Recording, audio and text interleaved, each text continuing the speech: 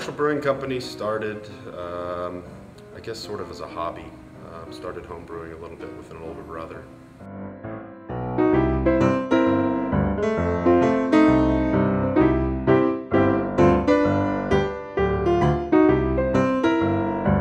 And my dad had decided to build a home pub in our house, and my older brother and I convinced him that if he invested some money in a nice homebrew system, that he could serve his own beer at his pub. And so we decided that he decided that was a great idea, so we got a little serious into brewing.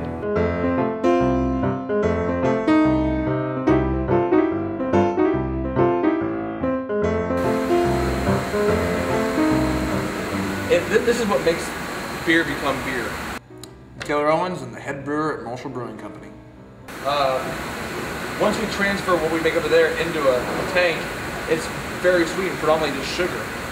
Adding this, the yeast will then eat the sugars and create the beautiful thing we call alcohol. So without this, there is no beer.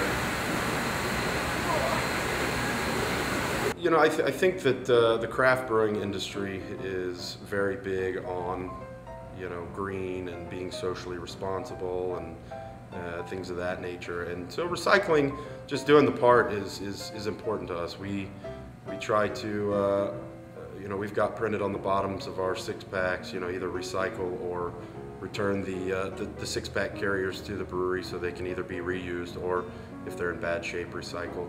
We have a lot of bottle breakage and things like that in the bottling process that, you know, we try to recycle as much as we can. And then, you know, our waste, spent grains after we're done brewing, we've got a local farmer who comes, picks them up, feeds it to his cattle, his hogs. So it's kind of going back into the system rather than going in the dumpster and going to a landfill somewhere. And I don't know if you're familiar with dry hopping. My name's Tim Brophy, and I'm a brewer. I won't go through the process, but dry hopping is basically adding hops into the fermentation tanks after fermentation. During fermentation, the CO2 scrubs out a lot of the aroma that you add with the hops. So dry hopping is after fermentation is done. Basically, you're adding hops to already fermented beer. It picks up a lot of the aroma. You're not going to get any bitterness from dry hopping. You're going to get mostly aroma, and then also aroma influences flavor. So you're going to get, you know, some minor flavor profiles.